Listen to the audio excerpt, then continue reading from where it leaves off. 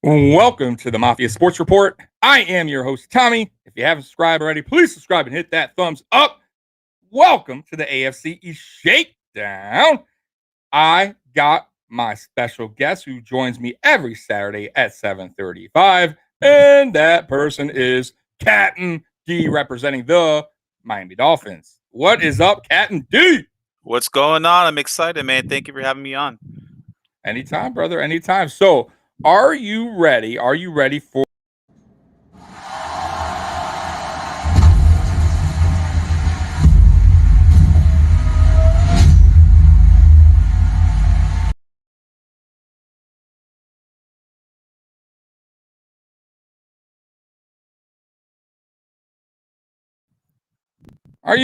that or what? Not happening. Not happening. I like it, though. I like it. All right. Let's see what's going on in the chat. What up, Wiggy? Wiggy got Wiggy in the chat. So yeah, man. So listen, last week it didn't go too well for my Buffalo Bills. We lost 23-16. Not a great start from my team, but a lot of lessons to be learned. And week one, hey, if you're going to lose a game week one, fine. Let's get that over with. You guys won 17-16, and I do have a message from somebody. Trevor and Juan, who is our regular guest. Unfortunately, you guys, they cannot be with us tonight because they had prior engagements, but they do have a message for you, and I'm going to go ahead and play that for you now. Let's take a look here. And this is from Trevor and Juan, our good buddies from the Sports Dynasty podcast. Here we go. Congrats, I guess. I'm kidding. We're not like that. No, congrats. You guys definitely played your asses off. I actually did shout you guys out in our latest predictions episode, and we did an overreactions take. And one of mine was, I really like this Miami defense of what they have. They're a lot better than I thought they were. So, congrats. You got our asses. We'll get you back in the last week to steal your playoff spot. Anyway, but we got you, seriously. Yeah, congrats, guys. Congratulations to you guys. I really like your defense. Defense played very well. You ran the ball very well on us. Y'all did your thing. Yeah. But can we just be honest here? Tua is still not good though. Let's be real with you. I feel like he will agree with us. Though. He's still not good. So any Dolphin fans that's really thinking that he's good by beating us in Foxborough, it just happens. No, it is what it is. It is what it is though. But we'll win. Congratulations. 1-0. Good job. We'll see you guys soon. We'll see you guys in January. We'll see y'all in the last week of the season. But for the Jets, I'm guessing you're not going to have a Jets fan there because they don't exist. But I will say this. Get ready for this asshole thing. Yeah. And we will be there live. We will be there live. So, peace. Peace out, guys. Have a good show. So they were humble in defeat. What do you got to say to Trevor and Juan from the Sports Dynasty podcast about your game? Well, what I got to say to Trevor and Juan is, I told you so. I told you so. I told you it was going to be a tight game, and I told you that the Dolphins were going to pull it out. I already knew it. So, Dolphins fans, we're happy. 1-0. It's time to go 2-0 now and shock the world. Okay, I like the confidence. Football season. I like the confidence in Captain D. So tell me, I want to know the good, the bad, and the ugly in your game. And then I'll go to my game and I'll give you my good, bad, and ugly. Well, the good definitely was Jalen Waddle. We saw, some good stuff from Jalen Waddle and the passing game. The bad stuff was the defense. There was a lot of holes in the middle of the defense. A lot of bad going on there. Those mistakes that we were making, we definitely have to correct them heading up against the Buffalo Bills tomorrow. Okay. And the bad and the ugly? The ugly? By the way, Jason gave you a little message here. I don't know if you saw it on the chat. It's highlighted. All right. Gave you the nice FU. Okay. All right, so go ahead with the bad. I want to hear the bad first, and then I want to hear the ugly. No, like I said, the bad obviously was the defense, the middle of the field. Okay, that's the bad. Jones, that's the bad. What's the ugly? Is it start with the letter T? No. Are you sure? No. No, I'm sure. Okay. What is the Hey, ugly? What's I wouldn't say there was anything ugly out of the game. Oh We were boy, we cocky we were Homer facing fan. Bill Belichick, well-coached team. I wouldn't have to say there was anything ugly about this game. There was some good and there was some bad, but the most important thing is that the turnover that helped us. Good teams will find a way to win, and on a close game like that, that's exactly what we did. I don't know, no doubt. So I'll give you my good, bad, and ugly on my team. So we lost 23-16. And listen, I'm not everybody who knows me and knows my tweets and knows me on my Mafia sports report knows I keep it real. Sometimes I can get a little crazy with my predictions, but if I don't like something, you're going to hear from it. You're going to hear from me. I'm going to say it. I'm going to express my feelings. So the good was the defense. I thought our defense was top notch. I gave them a B plus, I believe, in my grades, which is really good. We actually beat them across the board. The only thing I could say about our defense that why I didn't give it an A is because I felt like in the fourth quarter when we needed them the most, they couldn't get that last stop. And it is what it is. The offense did not help. They gave them terrible field possession the whole game, turnovers, stuff like that. So obviously defense was on the field a little bit bad situation. So I still gave them a B plus, but I wish they would have, got a big stop when we really, really needed it the most. Also, we didn't get any turnovers, so I had to give them a B plus, not an A plus. Now, the bad was the offensive line. The offensive line was really bad, and it's almost borderline ugly. They were only rushing 3 or 4, and they were still getting through with no problems. Deion Dawkins still is recovering, I guess, from COVID because he looked awful, and he's a Pro Bowler. He was getting just holding penalties left after right. His man was beating them every play pretty much. It felt like Mongo Feliciano was just getting manhandled. Darrell Williams was getting his ass whooped by TJ Watt. It was just a disaster the whole game. They never could get into it. And the ugly was the coaching. Starting with Dable. Dable got an F plus. He did a god awful job. You watch that game over. He just never got Allen to rhythm. He called ridiculous plays. The fourth downs calls were just outrageous. I could go on and on and on about Brian Dable in this game. I felt like his in-game adjustments once again were on display. They were terrible. He just, I don't know. To me, he held Josh back in the sense that he didn't call the right calls to put Josh in a good situation to beat Pittsburgh. Because at the end of the day, our stat line was way better than Pittsburgh. We should have won that game. And because there was bad play calling, we went 1 for 4 in the red zone. You're not going to win games like that. You're just not going to win games like that going in the red zone, kicking field goals. 4th and 8 going for it is a ridiculous call. I cannot believe they did that.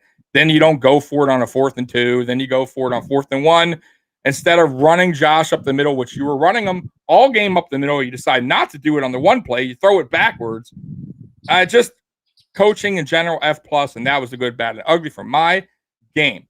I do, by the way, you guys have a quick sponsor. I got a couple sponsors today. I'm going to go ahead and play that real quick for you guys. Let's see if I can go back to the menu here. And here's one of our sponsors today. Don't let the smooth taste fool you.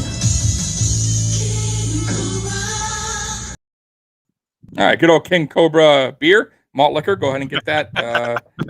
What are you laughing about, bro? That's my sponsor.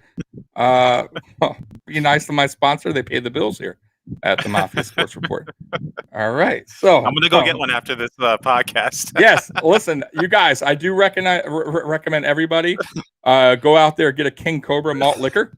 It's available for $1.99 for 40 ounce if you live in up north, 32s if you're in South Florida area. And trust me, there's going to be a lot of King Cobras at the tailgate in Miami. And Bill's Mafia will be having a ball going through those tables. Now, let's talk about the Jets and the Panthers. I didn't watch too much, but I knew the Panthers would win. But Jets kind of played okay. What did you think about that game? Well, if you remember last week, I actually had the Jets pulling off the, if you want to call it an upset, but I had picked the Jets to win. But when you look at the stat line, Zach Wilson sacked 6 times and a pick. For a rookie, man, you got to get him. You got to help him out a little bit more. Sam Darnold, he played all right. You know what I mean? But to me, that was the big glaring factor right there. Was 6 sacks given up by the Jets offensive line, and that is not going to help out Zach Wilson at all. Yeah, no, I said that. That's why I told you the Jets are bad. The Jets. I feel bad for Zach Wilson because, one, he has no veteran backup quarterback to talk to when he makes a bad play or whatever. Go sit on the bench, talk to, go whatever. He just doesn't have that presence. Doesn't have it in the locker room. Doesn't have it on the sideline. And they're a bad team. He has nobody to throw the ball to. I just don't like that team at all. And I knew that Carolina had a little bit stronger of a team. It was a closer game than I thought, though. And Sam Darnold, I think that's what he is, man. What you see is what you get from Sam Darnold. I don't think he's bad. I think he's okay. I think he's a serviceable quarterback. If that makes any sense, I think he'll be like a Tyrod Taylor. You know what I mean? Like he'll be on a team for a couple seasons and they'll move on. He'll be like I can't see him as the future quarterback in Carolina. I could be wrong. It is week 1. You know, listen, week 1, there's a lot of already. I already hear Buffalo Bills, the most overhyped Super Bowl contenders. Like it's week 1, bro. But mind you, week 1 against Pittsburgh team that was a playoff team last year. That was a really good team up until they started trending down, but they still had a very good record. I believe they won 12 games, right? So they were 12 and 4. That's nothing to shit on. You can't shit on that team. Also, their defense is, I got to give it to them. Man, with Melvin Ingram, man, he looked like his old self again. TJ Watt is an absolute beast. I mean, their D-line is just sick, man. They have a really tough defense. We'll see moving forward how that works. But hey, we lost to a good team. We didn't bring it. And but that, listen, guys, everybody, it's week 1. Like you can't really judge it yet. Now, I will say this. We're playing you guys. I know you're probably thinking you're going to win, but really, truthfully, we are a better team. I feel like we should win. If we lose this game to you guys, I would say it's time to start worrying, even though it's week 2. But this is a game that is a winnable game. We've won the last 6 games. Last 6 games were 5-1. Okay, Josh Allen's averaging 260 yards, 17 touchdowns, 340 rushing yards, 3 touchdowns running. We're averaging almost 40 points a game against you guys in the last 6 games. That's really good numbers. Okay.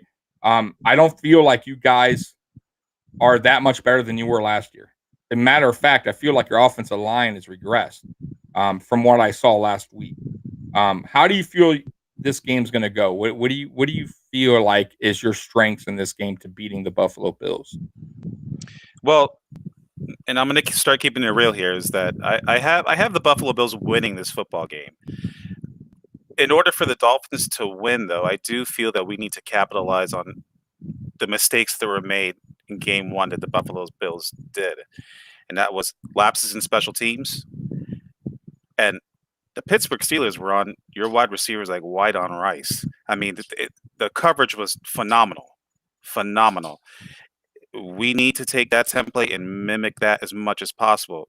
Now, if we can get some turnovers, keep the game close, maybe kick a late field goal, stay in the game, I think we got a chance. But if this thing gets out of hand early, it could be an early night, an early day. Early day, that's right. And as you know, Bills Mafia travels deep. Even though it's a home game, there's going to be a lot of Bills fans at that game. So believe me, you're going to hear it on TV. If you're there at the game, you're going to hear Bills Mafia. Like they run Miami, believe it or not. Like that's one stadium that they go to a lot of games. Tennessee is another We represent. We go there and packs, man. I would say like out of like the fan base, man, we're right up there with Cleveland. We're actually the best fan base. Like we've been voted, I think, 2 years in a row. So, but Cleveland brings it too. I'll give them that. I don't feel like you guys bring it, man. Like you, am I right or am I wrong here? What do you feel about your fan base?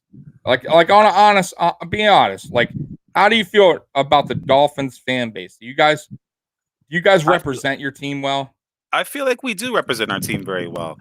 You know, any Dolphins game I've been to, we represent very well. It's just like I said before, you know, we live in Southeast Florida. It's a melting pot of different people from different states. So unfortunately, and what better place to even take a road game trip is to let's go visit Southeast Florida, Miami, Fort Lauderdale. So that's why we tend to see a lot of other fans coming to our games. But I feel very strong about our fan base. If you go tailgate before the game, see everybody, the fan base is deep, very, very deep because of our past, our history. Yeah, no doubt. I mean, hey, I'll tell you what, I run into Dolphin fans all over too. Like every place I've been to, you'll see a Dolphin shirt here and there. So you guys are spread out too, but just I don't think you're as much as Buffalo Bills fans, Bills Mafia. They're a whole different breed of fan. I mean, that's just the reality of it. I agree with that. I also got to say, now I know you've been a fan for quite a bit. I saw the tweet that you did with Brian Cox giving us the middle finger. Were you watching that game, or you just recall that game? Like I just recall that game. That game. Because let me tell you, so I've been watching football probably a little bit longer than you. I've been watching Buffalo football since '89, and I remember those Buffalo Bills Dolphins games in the '90s. Man, dude, like those were crazy games. We had a great rivalry. We stopped you guys from going to the Super Bowl plenty of times. Like, but you guys were right there. Like it was us, you and us, like the Dolphins of Buffalo, always on top, right? Like we always fought for that division title, and it was Jim Kelly, Dan Marino, and you guys had good teams, man. It's just we were the dominant AFC team in the early '90s. And then, of course, it sucked because we both, unfortunately, in the 2000s kind of fell off the map, right? New England took over, unfortunately. And then we were kind of, the bottom feeders? I think you guys maybe won the division, one time since Brady came in 2000? I believe so, Is that correct? One or two times at most? Okay. I think it was the year that you guys did the Wildcat was when you guys won the division, correct? Yep. Ronnie Brown. Right? Oh, yeah. Ronnie Brown. Okay. I'll give you, it was funny for a gadget play, you know, that was I think that took the NFL. I'll give you guys something as far as this goes. I think you guys were maybe the first team to bring college plays into the NFL, like to make it something like that. Cause that play has been around forever, right? Like yeah. Right. Now it's not used as much anymore. I remember the Wildcat teams are starting to overuse it. And by then it was like teams knew how to play for it. Like teams knew how to play against it. But I remember the first game, and I'm not even a Dolphin fan. I just recall this. You guys were playing the Patriots, and it was the first time I believe you guys used it because the week before you tried it, but you didn't really use it the whole game. Like I think you used it one play and it worked, but you didn't really use it much. And then, man, talk about Bill Belichick just being confused for the first time in who knows how long. If you look back at the footage, he was on the sideline. He didn't know what the hell was going on. But I gotta say this though: to order to play that play right, you gotta have a hell of a running back to sell it and to pass it. And I felt Ronnie Brown. He wasn't the greatest running back, but he fit that place perfectly. Like I remember you guys trying to like get Ricky Williams to do it a couple times, and he was okay at it. But Ronnie Brown, for some reason, it was fit for him. Like, and you guys ran it too much eventually, and the well went dry, as they say, right? And teams eventually were like, enough of this. Like, we get it now. Yeah, we know how to stop. I mean, it was great for that year. 4 weeks. Yeah, for that rest of the year, you guys did okay, and then it just fizzled out once teams kind of were like. But I will give you guys credit for that. You guys kind of bring that college, and now look. It's funny how the NFL works now. there's a lot of college plays now. The RPO is like a huge play in the Big NFL. Mobile quarterbacks is like a huge thing. I remember mobile quarterbacks back in my day. One of my favorite quarterbacks of all time, of course, I love Jim Kelly, but one of my favorite quarterbacks was Randall Cunningham, which was like, to me, I think he was the very first, at least that I remember, a dual threat quarterback who could run, you could pass, and he was fun to watch. And then Michael Vick came, but there wasn't too many, right? Like, so look at the difference. So you have Cunningham, and then it goes a while till we get Michael Vick, and then Michael Vick retires, and then now you got all the fast court. Now you got all the quarterbacks that are mobile, right? The pocket passing quarterbacks, the days of that is kind of getting behind us, right? Like, that's why I don't, for as much as I know you like what you saw from Mac Jones, I just don't like a guy that's strictly a pocket passer. I want my quarterback to have some kind of legs on him, to be a little bit mobile, because, bro, I will say this, defenses are so much faster now. This is not like the defenses of like the 90s, and the rules have changed, right? Quarterbacks get so many calls now, right? So you can run, you can scramble a little back there. You might get a late hit on the quarterback for him buying more. I mean, there's just so much more to it, but I believe nowadays you have to have mobility. And I believe, man, like Mac Jones is going to get eaten up once teams you got to remember, it was week 1, right? It's the first time you saw Mac Jones. First time, like, you're seeing him. Trust me, when you guys play him again, I truly believe it'll be a different story. Because you ever notice, I don't know if you ever noticed, but sometimes, like, when a backup quarterback comes in and he plays really well, right, for like the whole second half, everyone's like, throw him in there. We want this guy. But that's because the defense wasn't planning for him. They don't know his style. They don't know what he does differently, right? And it looks good. But once teams go, okay, let's see how we play them. Look at RG3. I mean, there's so many quarterbacks I could tell you like that are just, once they figure it out, the system, that's it. Like, and honestly, I like Lamar, but I think the league has kind of figured Lamar out. And it kind of shows you the Buffalo Bills game and the playoffs. We were like, hey, okay, we planned him perfectly. That's how, because Lamar Jackson, I'm not saying he's not a good passer. I think he's average. I'll give him an average. But I think his weak spot is passing. So, that's my point. So I don't think Mac Jones, we'll see where it goes. But I don't like that draft pick for New England. But let's see how the rest of the season goes for him. Let's see if teams like start studying him after week 1, because trust me, they do. Every team looks back at the week, the previous week and studies their opponent. I mean, it's just the way it works. Now, getting onto your game, Tua, from what I saw in the highlights, I'm not going to lie, I didn't sit there and watch your whole game, but I saw the highlights. I saw the same Tua that I saw last season. I didn't see him regress, but I didn't see him get better either. Like, I kind of saw him, and the way I'm seeing Tua, and I could be wrong, but I see him more as like a game manager, a very safe, like the offensive coordinators are going to play very safe play calling for him. And I feel like he's comfortable with that.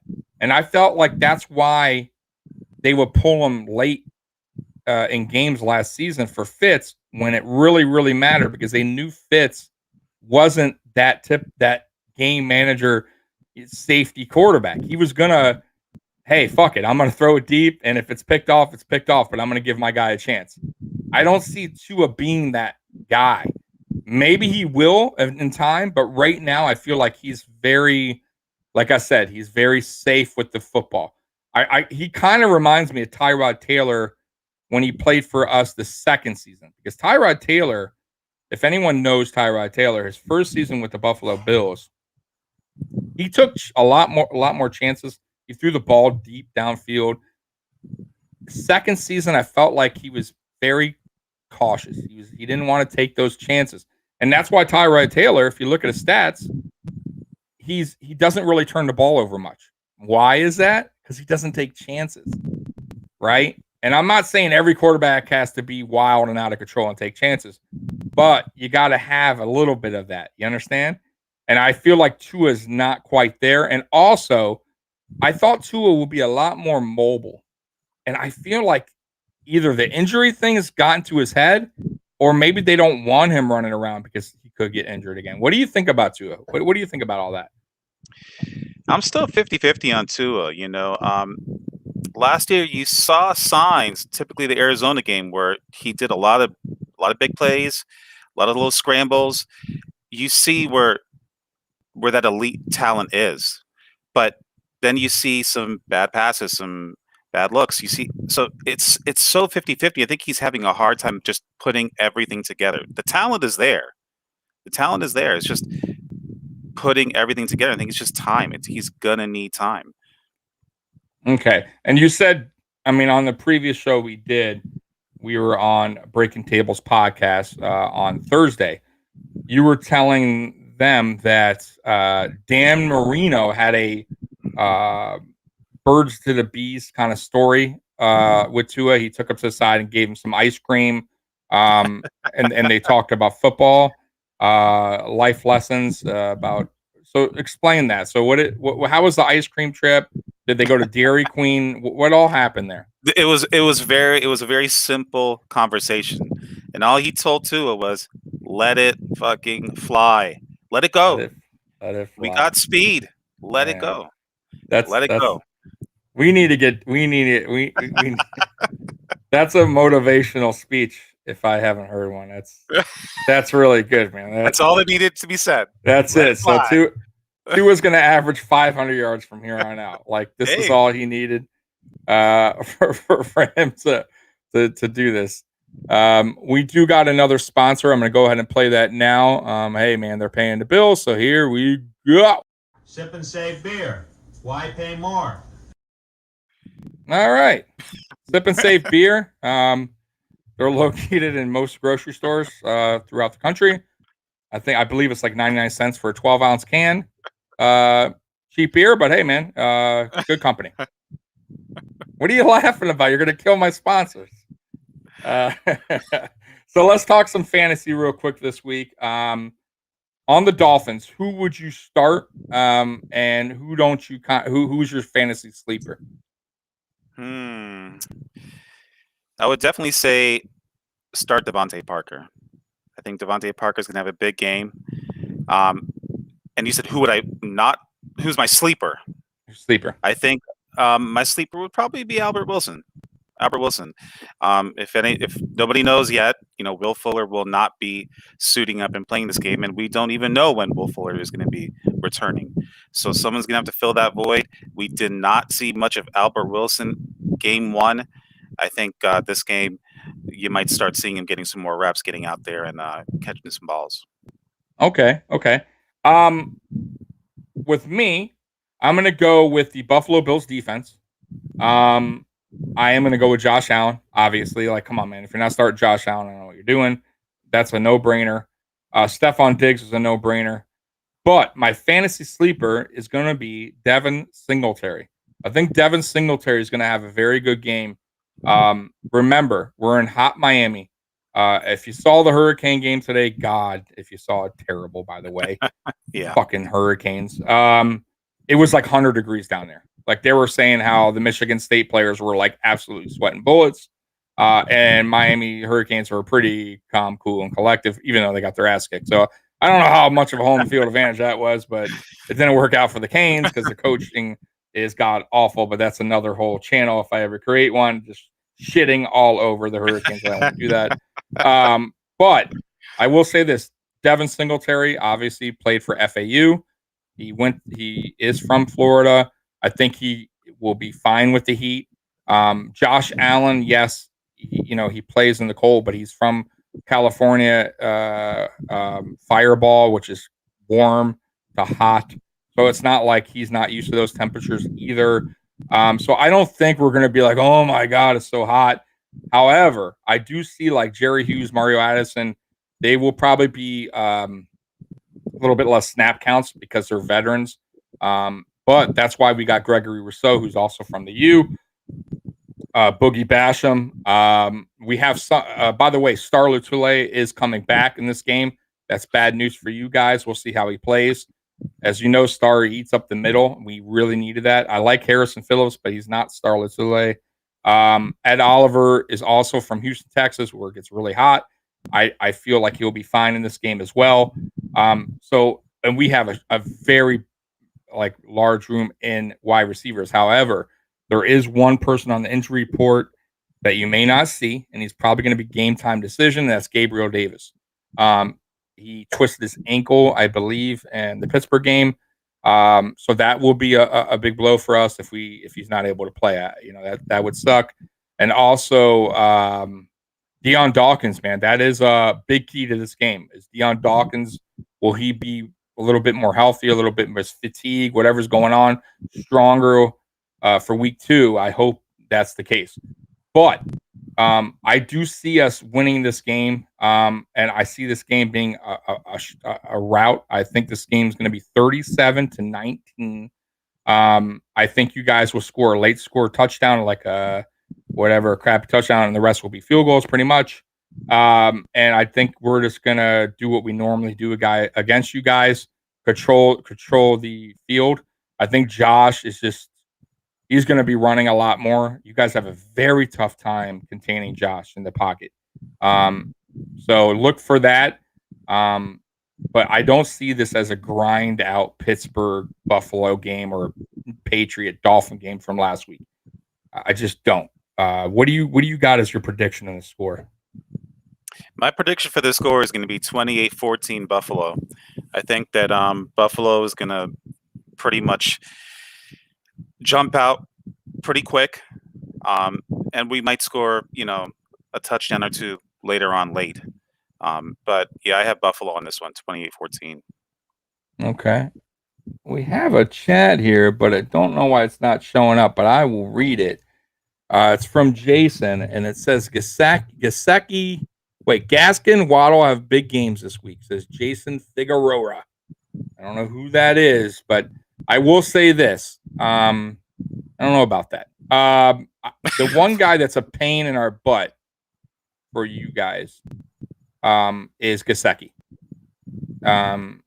He's played us very well. I got to say. I'll give him credit. Matter of fact, I think Gasecki is not used as like he should be right now with you guys. I think Gasecki has talent, man. I would love a Gasecki on my team. I really would. I like Dawson Knox, but I think Gasecki is more talented. I think he catches pretty much everything that's thrown his way. He does. And I felt like when he was in there with Fitz gave him that opportunity to go up there and get the ball, and he made plays when it needed. I think Tua is just he's either not looking for him or he's just really playing it safe and going to his first reads. The problem, like I said, with Tua is once he's off his first read is where he starts to have trouble. But if his first read's not open, he starts to scramble. He gets a little confused, and maybe that's because it's the second year. That's something you'll see. But I will say this: if he has not improved by the end of this season, I do think that your coach will move on. I think he will start looking for possibly a trade for Watson. Yeah, or drafting or trading him for more picks and drafting a quarterback. I almost feel like your coach is very impatient with if he doesn't see something he doesn't like, he's getting rid of you. Look at your free agents from last year. A couple of them aren't even on your team anymore, right? So you guys got rid of Van Noy, you got rid of Shaq Lawson. Both guys signed like multi-year deals, and they were gone. Let me just touch on this real quick. Benardrick McKendrick, I believe his name is, traded for him, signed him, restructured the deal, and then we cut him. He didn't even make it out of training camp. So yes, Brian Flores does not show any type of if it ain't working, he cuts you. That's it. I see Jason Figueroa. I'm guessing he's a Dolphin fan because he's saying Watson to the Dolphins. Am I reading that right? I guess Watson 2022. What up, Apex 00 in the house, up fellas? Yeah, bro, Apex. I don't know how long you've been on, but we were just giving our predictions. I said Buffalo Bills 100, Dolphins 3. No, I said 37-19. McKinney, what are you saying, Apex? McKinney, what about McKinney? What I are we believe that's talking about? Benardrick McKinney is what he's talking. The linebacker I was talking about. Oh, okay. Yeah. So, but yeah. So, what did you have the score? So Apex, because I'm not sure if Apex just stop it. So Apex, by the way, just a heads up. That's Mikey, and he is on my Friday show on #sports. He's my partner in crime. He hates when I give big score predictions, bold predictions. He does not like that, but I give it anyways. But no, I did not say 103. It's 37-19. But yeah, those are my predictions right for that game. I do got another sponsor I want to go ahead and play right now for you guys. Be right back. Line 4.0, the easiest just got easier. It's easy to install and easy to get started. Everyone I know is on it. Email, instant messages. There's no better way to keep in touch. You've got mail. They made the internet easier than ever. Free 24-hour customer service. We've spent over $1 billion to create the world's largest high-speed network. Now with 56K, connections are faster than ever. It's fast. If you have a phone line, you can go online. What will they think of next? America Online, so easy to use, no wonder it's number one. All right. Good old American Online, AOL. Good sponsor. They're back, baby. Better than ever. If you have a phone line, you can use their service. No problem. I think my buddy Mikey actually had them. And I think he got rid of them or something like that. But he was using AOL for quite a bit. I think he scratched the CD or something like that. It could not load the new version. So that's where we were at with that. So as far as New England, they are playing, I believe, the Jets. Is that correct? This week? Yes. Let's see here. Okay, Yes, so what do you got in that game? As far as your prediction, your score, what do you think is going to happen there? I got the Patriots. After what I saw last week and how well they game planned against us, I see the Patriots winning this one. I'll go 24-14. 24-14. Okay. So let's see. They're at New York. Okay. So I will say it's closer than you think. I don't think the Patriots are that good. I know Trevor and Juan are not going to like that, but I think the Patriots do pull it out because the Jets are so awful. But I'm going to say in that game, God, I'm going to say 23-20 Patriots win in a close game. I see it kind of going like the Carolina game. I just don't think the Patriots that good, man. We're going to see now. Apex says F you to me because of the AOL comment, but that's okay. I'm putting him on blast, but he understands what we're talking about here. So Jason Figueroa, he says 28-24 Patriots. Hey, he kind of has it like me. Very close game there. I said 23-20, I believe. So yeah, 28-24. Could be, but I don't see the Patriots scoring that many points, man. I don't. I see the Patriots as like a ground, like a just control the clock kind of team. Get some field goals, maybe a touchdown. Like I don't see them as a high-powered offense yet to put up those points. You saw the game. What do you think about that? You think they're high-powered enough to get those kind of high-scoring games, 28, 30 points? They could be. I think their defense could force some turnover, sure. The defense surprised me. Their defense played well, and I actually do believe in Mac Jones. I like a lot what I saw to Mac Jones against us, and we have a pretty stout defense, the Dolphin defense. So I think it as he gets more comfortable, and even though teams will be, scouting him more and they'll have more tape on him, but I think the sky's the limit for Mac Jones. Yeah, I disagree. Now, the Apex says, wow, Tommy should not predict anything. He does not like my predictions. I don't know why. I'm having a tough time putting your guys' chats up. I apologize. I'm getting used to the chat thing. Let's see. Jason says, put some respect on the Finns defense. So we got a Dolphin fan in the house. He's saying, put some damn respect on the Dolphins defense. Well, first of all, Daryl, Captain D, as many know you. How good was your defense against the Patriots? And I want you to be real. Besides the turnover battle, what happened overall? Did your defense kind of break down at times? The defense Because broke it down looked a like lot. right, A lot. but they came up when it mattered on turnovers, right? Which is kind of the key, right? Well, I mean, that's what you saw there. Okay. We were giving up a lot of yardage in the middle of the field, and I mean they were driving on us, but right when we needed it, that game changer, like I said, 100%. Hey, listen, there is no doubt about it that turnovers are key for a game. I mean, like I said, look at the game Buffalo-Pittsburgh. You look at the stats. If you didn't know the score, you just look at the overall stats. You would think Buffalo blew them out. We had time of possession. We had better passing yards. We had better, I think, running yards. Our defense only held them to 16 points. Like everything was in our favor. But the turnover battle, they won. They had 2-0. And those were huge. The block punt for a touchdown sealed the game. You cannot allow that. So a play just like that can cost you the football game on a close game. Turnovers are huge. We had our chance at turnovers and we didn't get the ball. So we had a strip sack and they came up with it. That would have been huge if we came up with it. Great field possession. We had an interception, but it was holding, came back. Right? We had a couple balls in the air that we could have caught on interceptions, and we just couldn't get our hands on it.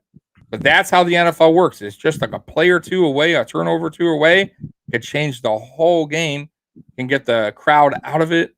And I felt like that's what happened against Pittsburgh, at least for us. And for you guys, I really feel if Howard don't make that play, we're not talking today about Buffalo playing a 1-0 Dolphin team. We're talking Absolutely. 2-0-1 teams playing because they were killing you guys on the clock there. All they had to do was just run it a few more times, kick a field goal. And I don't think Tua is going to drive down with the minute. I wouldn't have faith in that. I just don't see it happening. No. So I felt like you guys would have lost.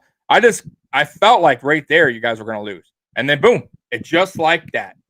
And it game over. I mean, so yes, and if you go back to Buffalo versus the Patriots, same kind of play.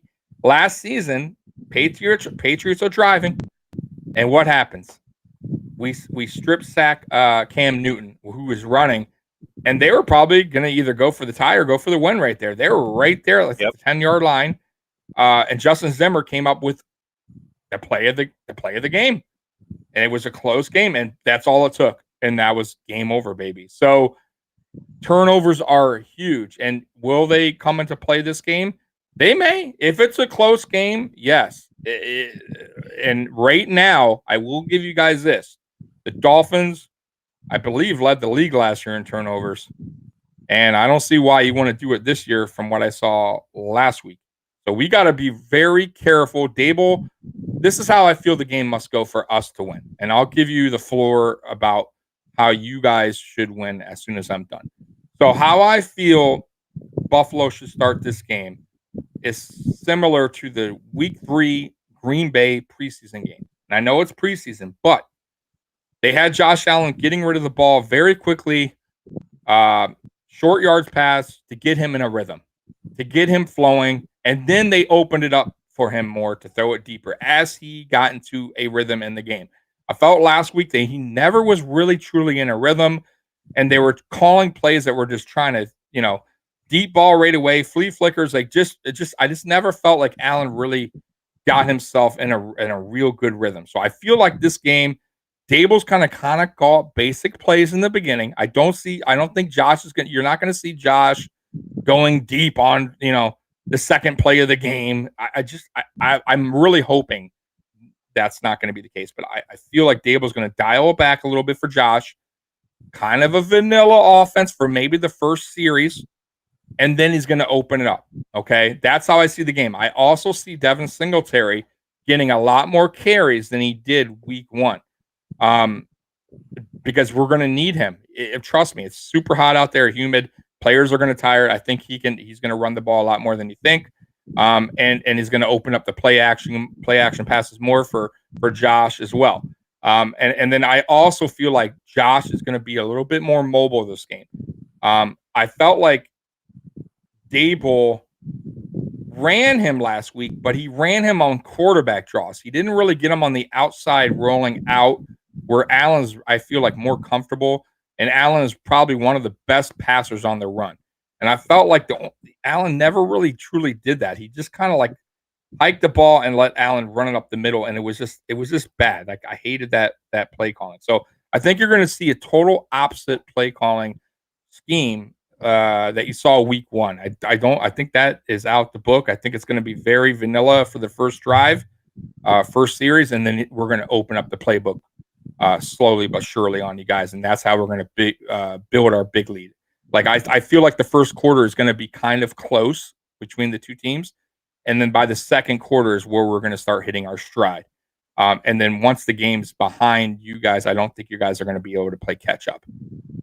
So what is your keys to victory? Like if you had a key to victory, I know you already predicted the score, but what do you think? What do you have to do to win in this game? Well, the old Captain D would have told you we need to control time of possession. Let's try and grind it out, run the football, keep the game close.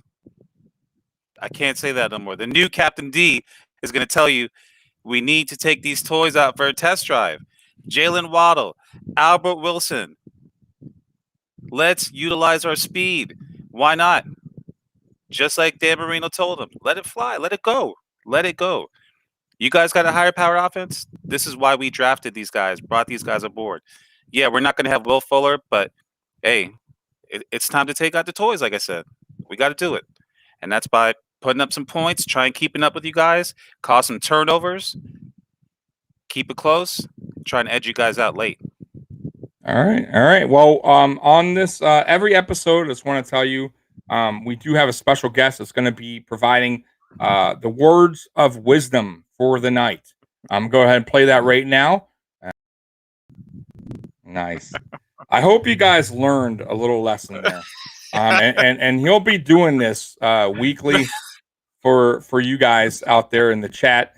And I hope that you guys learned and take that with you this week and moving forward. Apex, I got a question for you, buddy. Can Tua Arm take advantage of the speed they added? I got a question for you, buddy. Can Tua Arm take advantage of the speed that you had? Okay, so he's asking you, Captain D. That's a question for you. I don't know if you see the chat. If you hit definitely. Show chat. Okay, so what do you feel about that? Definitely. He showed it in college with Jalen Waddle himself. I think he can definitely take advantage. He has the arm to do it. Now, can we get enough protection for this to happen for him? That's going to be the big question.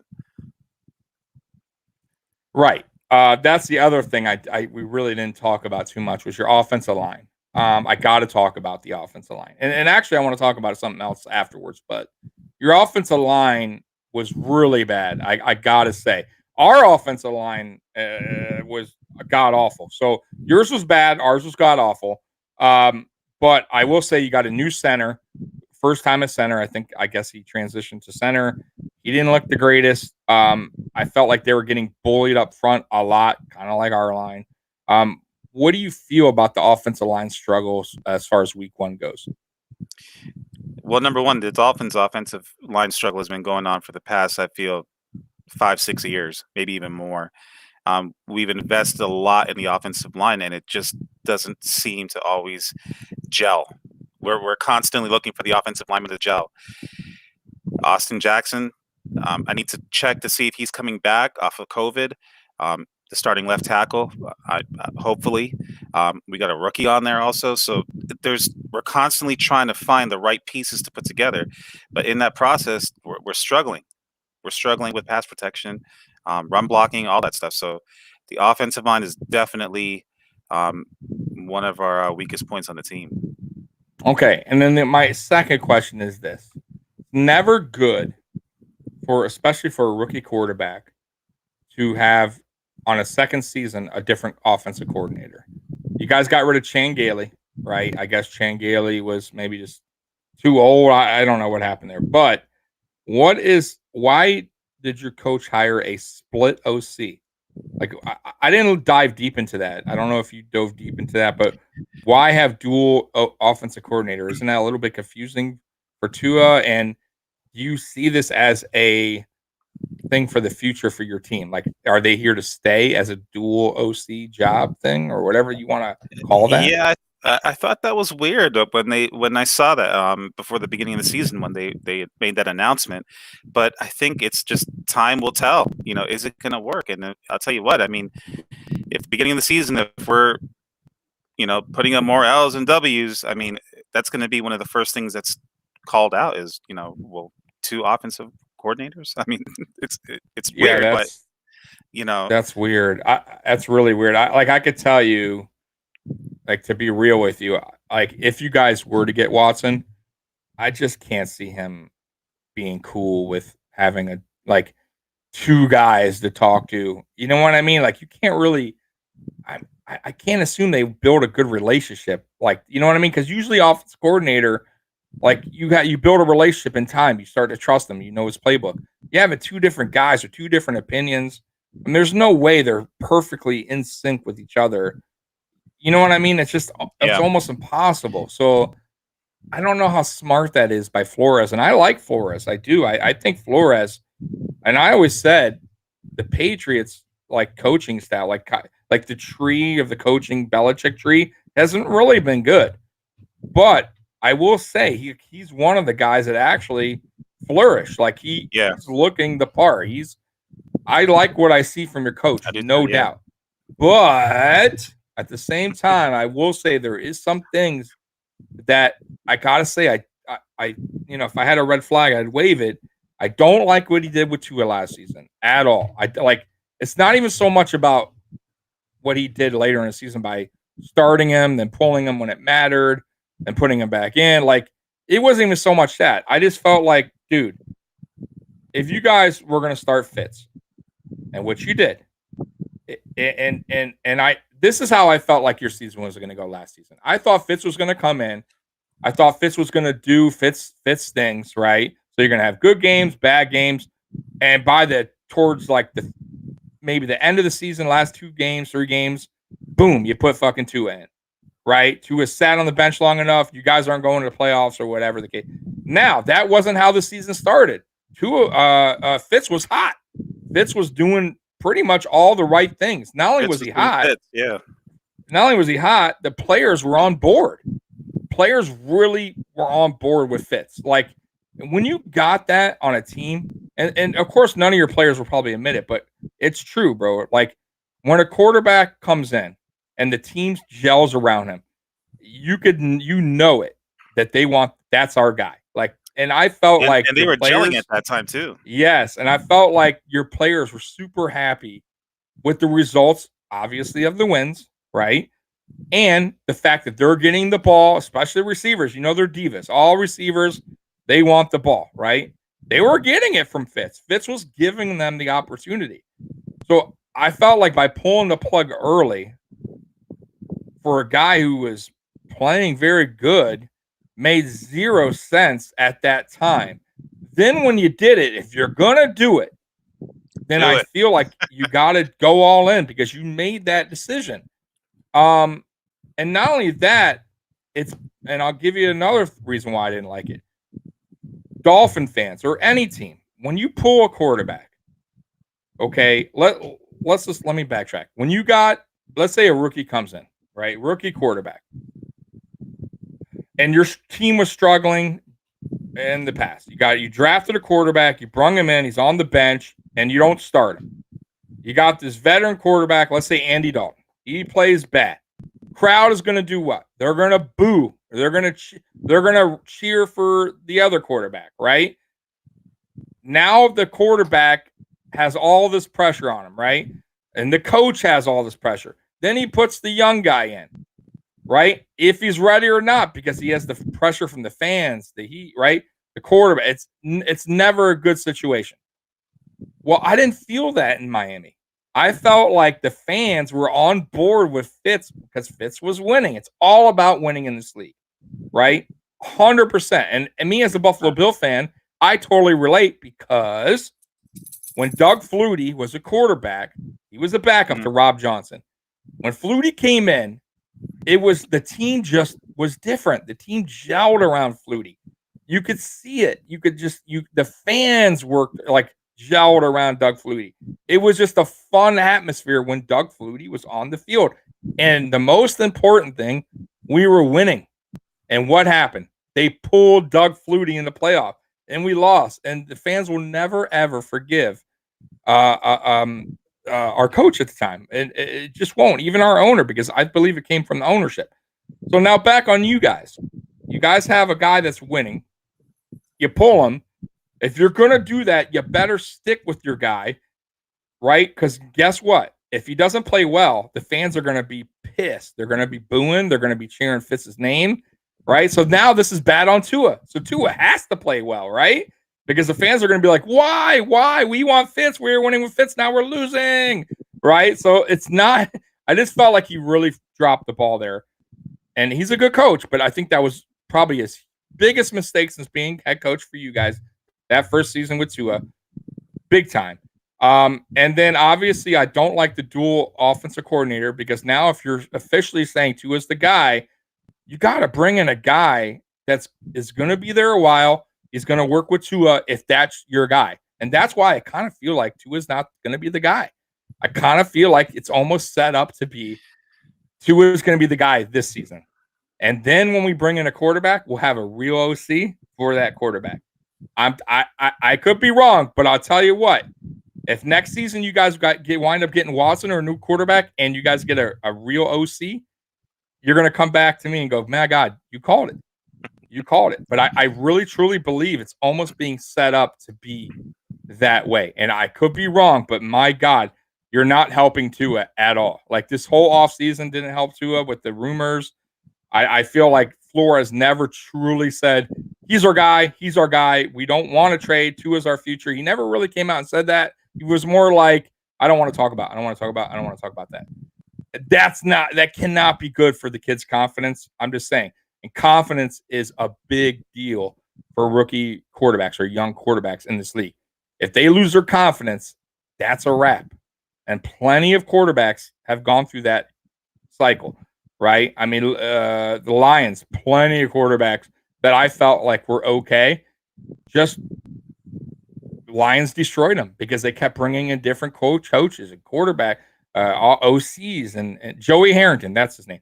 So Joey Harrington was a beast in college. If anyone knows Joey Harrington, he was awesome in college. Like this was not like a bust quarterback coming up, like, you know, he needed work. Bro, Joey Harrington was legit, and he just went on a bad football team that killed the kid's confidence. Some quarterbacks, they just can't handle that pressure, especially being on a bad team for so long, man. Let's see here. Jason says Tua for 350 passing yards. You're funny. So has Tua ever thrown for 350 yards? I don't believe so, no. But real quick, I want to touch into what you were just talking about. Maybe in 2 games, Jason. So go ahead. This situation keeps coming up over and over about Deshaun Watson. And to be quite honest with you, I think the only reason why it hasn't happened yet is the Houston Texans just want too much for fucking a possible train wreck. So it's a huge gamble with Deshaun Watson. What is really going to happen with him? And they're asking so much. But this can't be good confidence for Tua because, I mean, game 1, Jacoby Brissett was in the game for about 2 or 3 plays. They brought him in. I saw.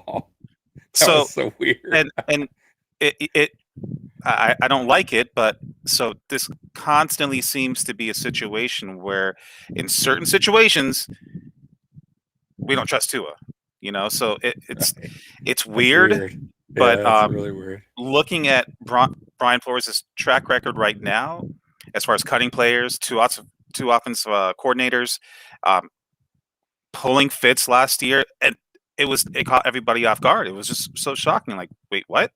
So he's not your normal coach. That he's not afraid to do certain decisions and fear the repercussions about it after. If he thinks hey, let's do it. This is how I'm feeling. Do it. This guy's not cutting it. Cut him. You know. So yeah. it seems like this is the type of coach that he is, that he's not afraid to do these, I guess, taboo type decisions. Whereas generally, most coaches, they're going to, look at Andy Dalton. Everyone wanted Justin Fields in there. We want Justin Fields. Tore it up in preseason. Nope. Andy Dalton's going to start. Everyone's, what? Well, he'll start for now. That doesn't mean by week Right. 6 you'll see a difference. But that's okay. I mean, like, that's where I was going with this. Like, listen, and I'll be real with you. I think it all depends on the rookie quarterback who you draft. Not every rookie quarterback, I think, is meant to play his rookie season, or at least right away. There's some that do need, like Josh Allen. I would have loved for Josh Allen not to play his rookie season, or at least maybe the last 2 games, something like that. I wish we had like a reasonable backup at the time to start at the time where Josh could sit and learn. And because, bro, you got to remember too, usually back teams have good, draft picks and they draft, but they're a bad team, right? So that rookie quarterback 9 times out of 10 is going to a terrible team that needs a lot of work, right? Like no bad team is great the next year, right? It's usually a cycle, a couple seasons. Okay, and we're going to build. Look at the Buffalo Bills.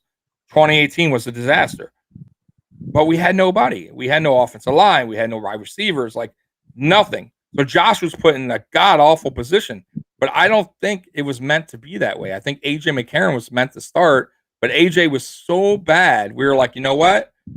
Let's get anything for him now before people see how terrible he is. And we got something for a guy that's not even playing right now. I think he's hurt for this season again. So, and then Nathan Peterman, come on, man. Like you saw the Nathan Peterman experience, and that was not a fun, that was a horror show. And I knew that was going to be a horror show, but he was so bad. They weren't even risking, like, because we would have probably went 0-16. Like, no joke. He was that bad. Like, and I think Josh was just forced in there to basically make a little bit of money off ticket sales because no one was going to go to those games when Nate Peterman's throwing 5-6 interceptions a game. Yeah. Like, nobody was going to go to see that show. And Josh Allen was on everybody's mind. And Peterman was so god awful. Like they had to do it. But my point is there's some quarterbacks that are ready to go week 1, right? So I'll give you an example. So the guy, Joe Burrow, he was ready to go. He played in college for 3 seasons, I think 4. Justin Herbert, he was ready to go. He's a week 1 guy. No problem. He also had a good team. The Chargers had decent players. It wasn't like he was going to an awful team with no wide receivers. He had a little bit of stability to play with. He had a decent running back, good receivers. Now Joe Burrow, but he had a decent receiver, T. Higgins. Yeah. I mean, so it wasn't god awful, but he was ready. But Tua, I think Tua was ready, but problem with Tua was he's coming off a major, I think it was a leg injury, right? Hip, okay, leg hip, okay. Major hip injury. And I felt like he still was a little slow that first year, like kind of working his way back into it. And that was another reason why you should have not. There was no reason to play him there. I just don't think you should have. And now he's in there. I just feel like if I'm the Dolphins, I see how this season goes because I'm going to tell you right now, no team is going to give up what the Texans want.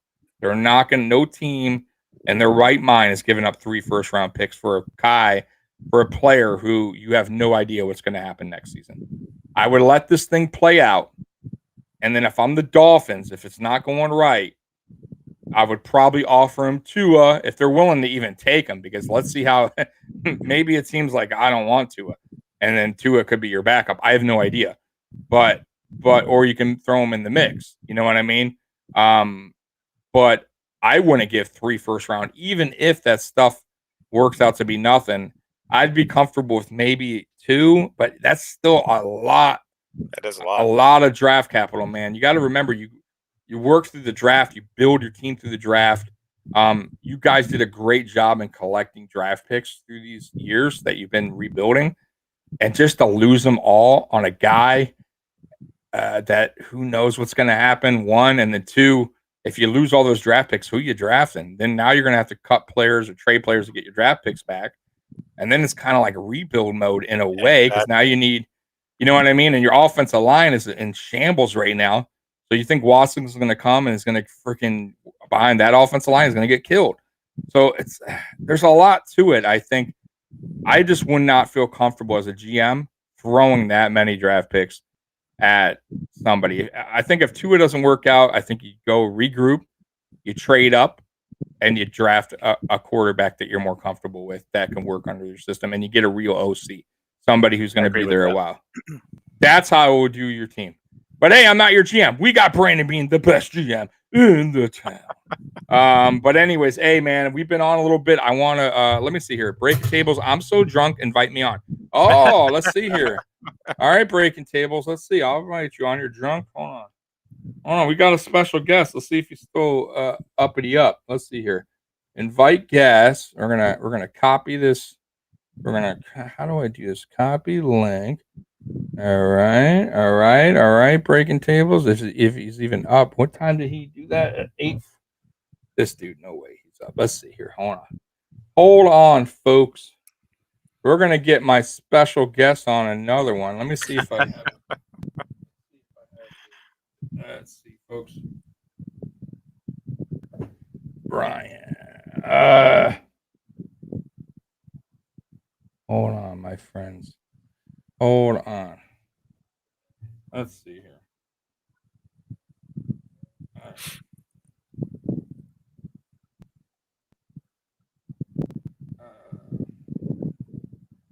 I don't know. I don't know if he's uppity up. Let's see. Oh, I'm still here. Let's see here.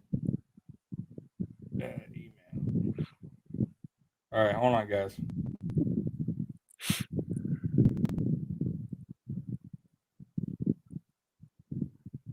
Hold on, Captain D. No problem. We're gonna get a special guest on, ladies and gentlemen. All right. Brian from Breaking Tables. Let me see here. Breaking Tables Podcast at Gmail. Okay. Give me 1 second, guys. And while I get a special guest on, and I'm going to do it now.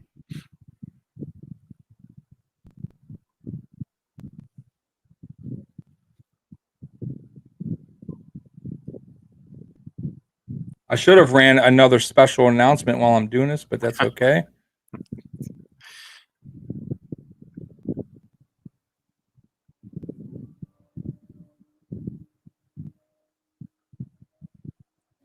Let's see here. All right, guys. Sorry for the technical delay. Let's see if he comes on. Try to do 2 things at once. Let's see. For now, we'll go ahead and run one more special announcement. I know I wasn't going to do this, but we'll do another commercial. How about that? I'll be a nice guy and throw another commercial out there for, they're not paying me on this 2 of them, but I'll go ahead and throw one more out there for you guys. Sip and save beer. Why pay more? All right. Sip and save beer. It's a good beer. Have you ever had that beer, by the way, Captain D? Do they sell that in your neck of the woods? That one. I think I did dabble with the King Cobra. Yeah, King Cobra back in the day. Let's ask my buddy here, I can't see him. I only see a black, no camera. I just see D's Nuts is the name. D's Nuts. Can you hear us? Because I only see a black screen there, bud. He must be hammered. Or there's something going on. Is he drinking King? I want to ask him what he's drinking right now. King Cobra or...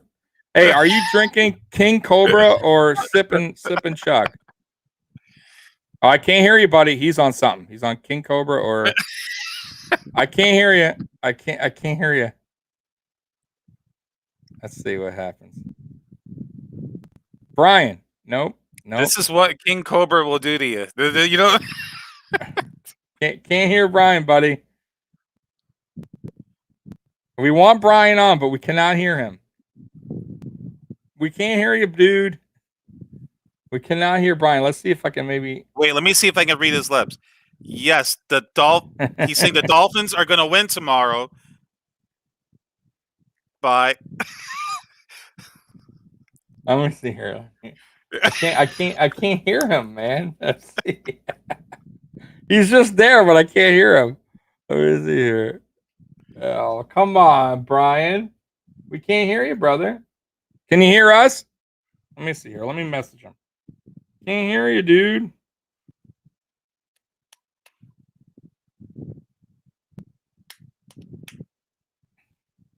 He's tall. I don't know what his phone is either on mute or he's like, oh, he's saying wait.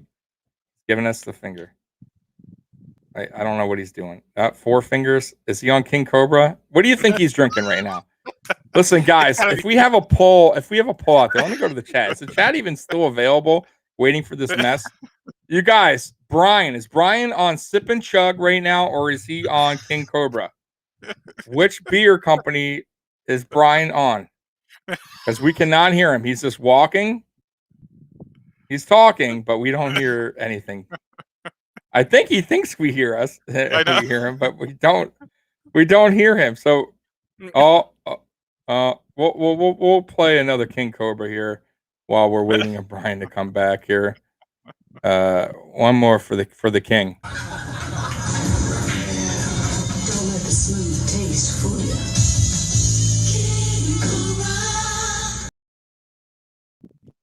Don't let the smooth taste fool you. That's what I'm talking about, baby. Poor Brian. Brian had too many King Cobras. Oh, wait, he's back. Let's see. Hello, Brian. Hello. There you go. There we go. The question we want to know, that everybody wants to know, are you drinking Sip and Chugs or King Cobras? Fucking both at the same time, man. I'm like Edward's 40 hands with King Cobras. Nice. I like it. So King Cobra seems like that's the number one selling beer out there right now. I like that. Captain How you doing, Brian? Up, bud? What's going on? Oh, dude, guys. So I appreciate you allowing me to hop on your show, Tommy. Go, Mafia Sports Report. I'm so fucking hammered. I just got back from the Bills Mafia party down here, and holy, let me tell you, we know how to drink. And like the tailgate hasn't even started. This is like the pregame to the pregame. And I want tomorrow, Brian. I want you to tell Captain D how the Bills Mafia gets down. Just explain. Just give him a little taste, because he's never really experienced. They go out and drink wine and eat cheese. That's what they do at tailgates. What do we do? Hear me out. I went to bet. Okay, I don't represent obviously all Bills Mafia. I am sure I represent a good chunk of Bills Mafia. I went to bed probably like 4 a.m. I had to wake up at 6 a.m. for a company meeting, and I started drinking at 9 a.m. and met with everybody and just kept on drinking until now, which I have a beer in my hand. You just can't see it. This is like, and I'm going to drink so many beers this weekend, and that is how Bills Mafia rolls. It's like, whatever the fuck happens, all we need is beer. We don't even need food. Food what? Food's for chumps, bro. This is Bills Mafia. What do you got? Labatt Blues? Are you drinking Labatt Blues? I had one. I had one, bro. I couldn't. I'm a Miller Lite guy. Miller Lite. It's my go-to, bro. Miller Lite is my go-to. It tastes so good. It's less filling, and it tastes great. Man, you gotta get that as a sponsor. See, I already got King Cobra. Unfortunately, I can't. I'll have them reach out to you and Sip and Chug. That's just the $1.99 beer. I'll have them reach out to you if you want to have them as a sponsor. Well, for future Breaking Tables podcast. When we do the Bills Mafia invasion, Labatt's. Well, I don't think I'm pretty sure I'm allowed to say that. Labatt's Blue said they would sponsor us. Oh, that's right. Yeah, you see that, Captain D. Now you guys are getting sponsored by I don't know, fish stick companies. We're getting sponsored by some cool beer companies from Canada. Your home part, by the way, you should be drinking Labatt Blue from you're from Toronto, Canada, eh? Hey. Okay. And you should be really, truthfully, a Buffalo Bills fan Ugh. from being from Canada. Am I right No. here, Brian from Breaking Tables podcast? I mean, what is going on with this sellout? I'm from Canada. I don't know. I like Mike Myers, eh? I think Kevin D is just like he had a little too much on Thursday night's show on the Breaking Tables podcast. I just like I can't compete with you guys. You guys are assholes. Every one of you are assholes. I love you, but you're assholes. Am I allowed to swear in your show? I hope. Oh, you can fucking swear anything you want. Hey, but tell us while you're here.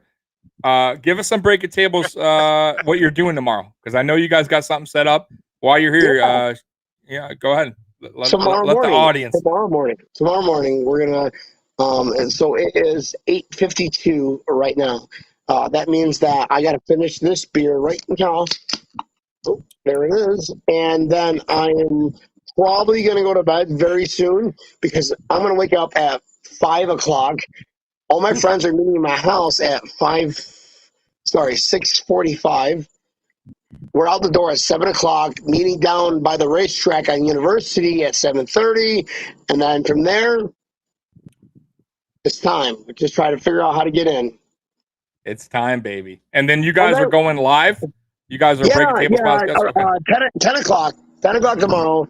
We're going live. It's a tailgate experience live from Hard Rock Stadium. It's going to be fun. I don't know. It's gonna be great. I like it. I gotta jump on or watch. Either way, I'll be there in spirit or I'll be there with you. I hope the internet works because we're going to be running on very low Wi-Fi signal. Well, that doesn't surprise me. Once again, it's in Miami. What they do, their tricks. I'm sure they're putting you guys in the shitty side of the wherever you guys are parking with the rocks. I checked. I got the whole the truck package where my truck has Wi-Fi. And I checked, the whole area is 5G. Like legit, the whole entire area is 5G. I was like, wow, all right. Okay. All right. Now is that thanks? I hope it works. I hope it works out. Is that because of Gloria Estefan? She hooked up the 5G network over there. Your part-time owner. Who's your owners again? You guys got like 20 of them now. So it's what? Enrique Iglesias.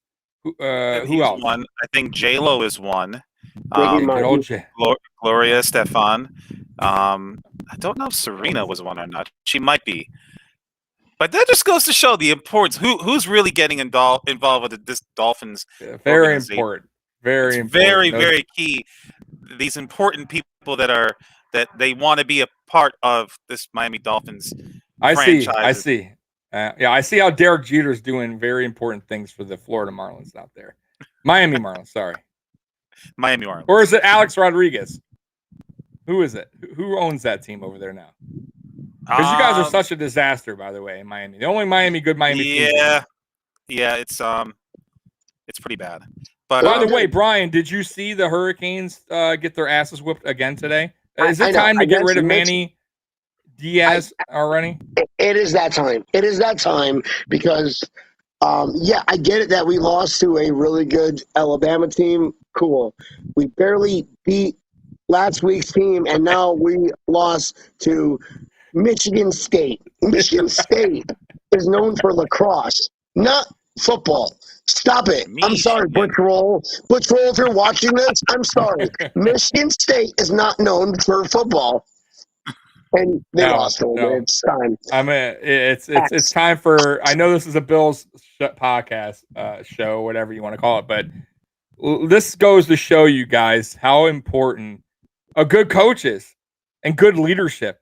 Yeah. Miami Hurricanes have failed year after year after year after year after year after year of getting a proper coach in there, a leader to get these good talent to come to the University of Miami. And it sucks because it's such a great school with such a awesome history, 5 national championships, a shitload of Hall of Fame players who are still involved with that college.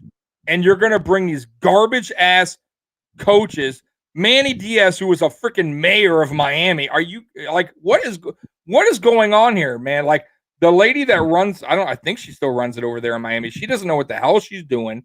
It's time for a new person to get involved in the sports over there. Whoever runs the sports, they got to hire somebody else and get Manny Diaz the hell out of town. Get a really good coach to recruit better players to come to Miami. That's what it's about. That's what, bro, everybody used to want to go to the Miami Hurricanes. Now nobody wants to go to the Miami Hurricanes. We're a joke. The turnover chain thing, I'm done with it. It doesn't mean anything to me because we're not winning. Right. I'm done with it. It's too much. It's too much. You're right. Yeah. So it just, bro, the Buffalo Bills went through this process. We know exactly how it is. We were a dynasty in the early 90s, an awesome team. Yes, we didn't win a Super Bowl, but we were the most dominant AFC team in the early 90s. That is no question about it. We are the only team to go to 4 straight Super Bowls. And then we hired garbage ass coaches, garbage GMs, and we just fell flat every single year. We could never get it right. What do? We go out and get a great coach, a great GM, and look at the difference, right? And that's how it works. And I got to say, same with you guys, the Dolphins. You finally did something right. You're building from the top down. Now, you guys are still away from us a little bit because we've already been on this cycle now. You guys are just starting to get on this. It's true. We've been doing this since 2018, 2017, really. It takes a long time. Be a good gauge of how far away we are. You're still far away. Tomorrow's going to be a big gauge. It's going to be so very far away. I don't see. I'm gonna be real with you guys. Listen. I'm not trying to hate on you guys, and it's not even really a bad. This is not even a bad game, a bad overall record. But I'm gonna say you guys are a 9 to 10 win team again, and that's not a bad thing, by the way. 9-10 wins used to get you in the playoffs. 10 especially. Last year you had 10 wins, you didn't get in the playoffs. AFC, Tommy. Not now, but not now. That's what I'm saying. It's different. It's different now because AFC is starting to get stronger. But back in the day, you could squeeze in maybe with 9 wins. We squeezed in 2017 with 9 wins. 10 wins back in the day would get you in the playoffs. No doubt about it. Now, you got to at least win 11, I think. 11 is the key. So I don't see you guys getting to 11. I see you guys winning about 9 or 10. I think New England's going to win about 7 or 8. I don't care what Trevor and Juan believe in their team. They're a bad team. I'm sorry. They're a bad team. The Jets are a bad team. Yeah. Tommy, to add to that is funny that you say that because everybody's like, we beat the Patriots down here. Like the whole feel from these Dolphins fans are like, oh my God, we beat the Patriots. We are going to the Super Bowl. That's how they feel, bro. That's how they. No, I'll tell you what, Captain D's pretty. D was like creaming over Dan Marino, who hasn't played in 20 years. Okay, creaming. That's how they feel. We actually, they beat the Patriots. Listen. You know what? And then fine. You guys are 1-0. Congrats to fucking lations. Okay, congratulations. You beat a half-ass fucking crap team who had no starting cornerbacks. Their cornerbacks would not start in any other NFL team. They won't. Stephen Gilmore was their so-called best player. It wasn't even playing. And Tua had 200 yards. Brian, listen. Dan Marino took Tua to Garvelle Ice Cream. They had a good talk. He bought him ice cream cone. He told him to go deep. Dan Marino could have given him a fucking hand job underneath. I don't give a shit. Oh, Tua. Out of here. Oh, my God. But wait a minute. If Jim Kelly took Josh Allen out for ice cream, told him to go that'd deep, be cool. That's totally not homo. You guys would be all over that. You guys would be all over that. Jim Kelly took. I would too. I would be like, that. I'll make a poster out of this shit. Well, first of all, he would never tell him to go deep because he goes deep. That's weird that you're bringing words like that into this moist, penetrating conversation. Yeah, that's where this is where this show's going, guys. This is where it's at. to well, to Marino having sidekick kids on the side. Oh, sorry, I didn't mean to go there. Sorry about that. Whatever happened to his kid? Is he a quarterback? The one that with his? No, I mean, is he even around? Is he even around, that kid? I don't think What's so. going No. on? God, come on, Danny, step up, be a man. Boy, and I like Dan Marino, but Jim would never do that. Anyway, so that's the show. I want to. Hey, Brian, thanks for hopping on. Hey, Brian, is there anything you want to shout out? Listen, Tommy, I love having you on every Mondays and Thursdays with Breaking Tables, and that's badass. You're doing your own shit. I love your show. It sounds great, and thanks for letting this little drunk guy. Hey, anytime, brother. Hey, guys, check out Brian. I'm on his show Mondays and Thursdays at 7:30 Eastern time. For anyone who's living in California, it's Eastern time. We go on at 7:30 Monday and Thursday, and he also does a pregame on game days.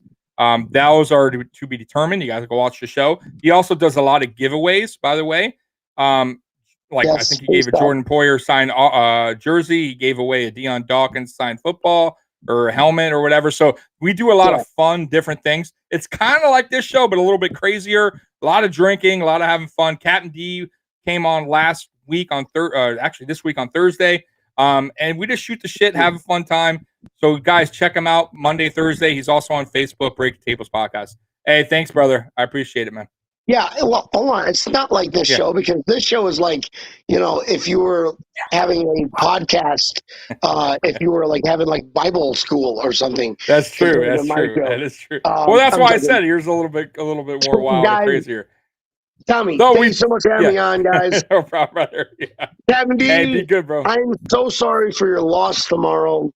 Oh, see, that is true. This is going to be even sweeter if the Miami Dolphins pull this off. It's going to be so sweet.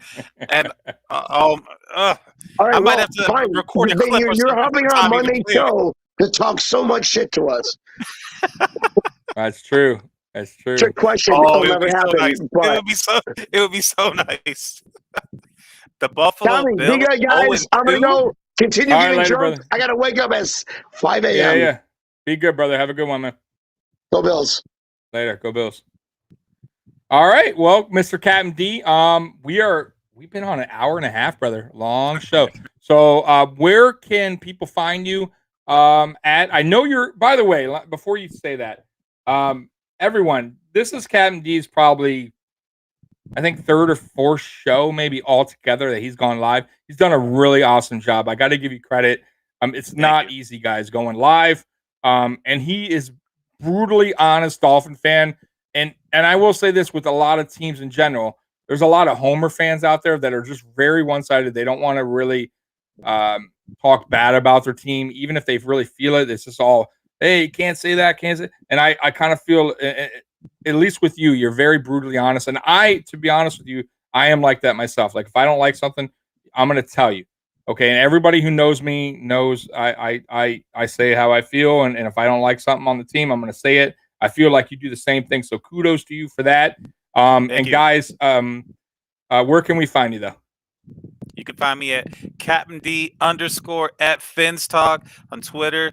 Thank you so much, Tommy, for having me on here. It was a pleasure and a blessing. Thank you so much. And go Dolphins, man! Come on. By the way, next week we will have Trevor and Juan back from the Sports Dynasty podcast. So we will be here, Captain D, me, Trevor and Juan from Sports Dynasty podcast, every Saturday at 7:35. By the way, good job with the headphones. Captain D got a brand new pair of headphones, like a gaming headphone set. So he sounds a little bit better today. The lighting could have been better. But I won't nitpick you, but you do got to get a better lighting there because you gotten really dark over there, brother. But that's okay. So we'll figure that out. But you are getting there, my brother. And I hope that in time you get you do your own little podcast with Dolphins, because I feel like you're really good, man. You know your stuff, and I think the fans like you, man. Even Buffalo fans, Thank man. you. All right, brother. Hey, Bills Mafia Sports Report. Peace out. I'll see you guys pregame. Peace.